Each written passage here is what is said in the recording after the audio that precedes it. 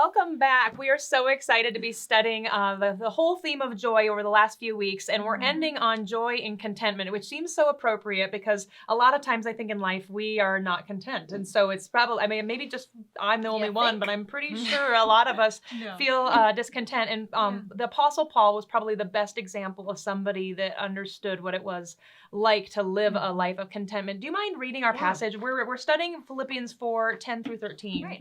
And I'm reading out of the CSB Study Bible.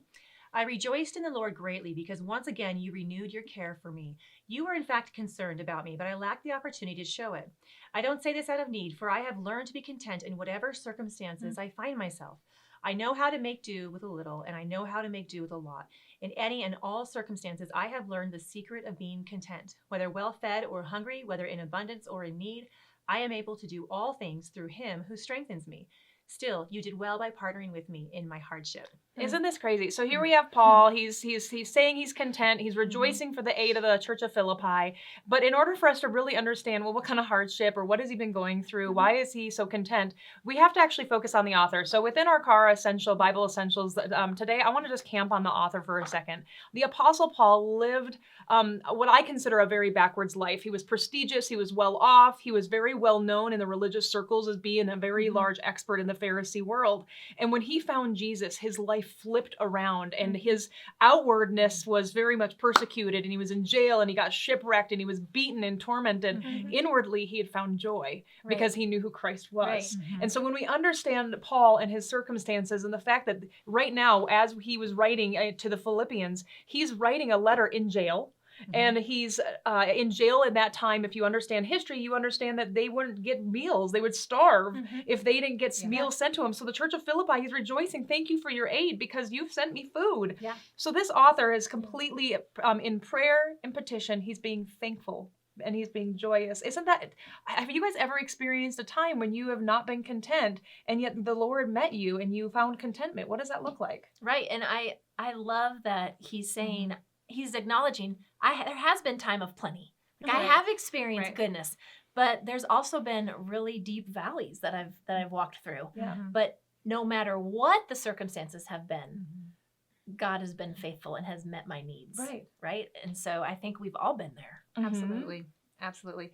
I know, and this is going to sound odd when I say this, so let me explain it.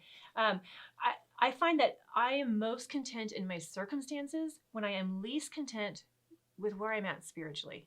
Let me explain that, because what do you mean? What I'm trying to say is the Bible encourages us to continue to grow in Christ, to continue to become more Christ-like, and that's a lifelong journey.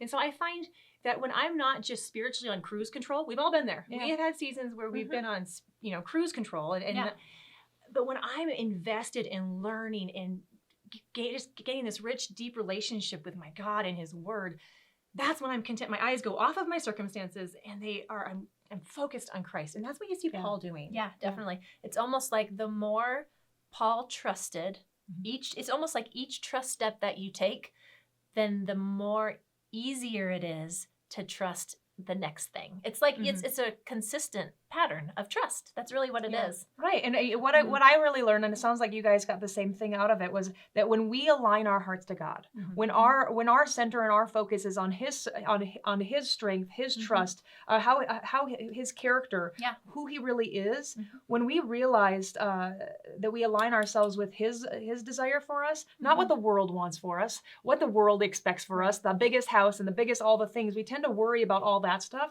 It's aligning ourselves to Christ and to what His will and His character is, that all the rest of the stuff seems to disappear. Right. That's Everything seems. Does. So I guess that's the question for us today is, what is it that can help you not be discontent, or what I should actually ask in a different way, but how do we become more content? How do we align ourselves to who Christ is? How do we understand who He is so it helps us become more content? Yeah, and Paul is the perfect example. Absolutely. It's almost like he is applying this question to his life daily, no matter what the circumstances. So what if we did that? What if we said, even though I'm going through blank, fill in the blank, what is it? Even though I'm going through sickness or fearful unknowns, or maybe it's marital struggles, maybe it's child struggles, who knows what it is, but even though I'm going through fill in the blank, I'm focusing on being content in who God is, like who the character of God is,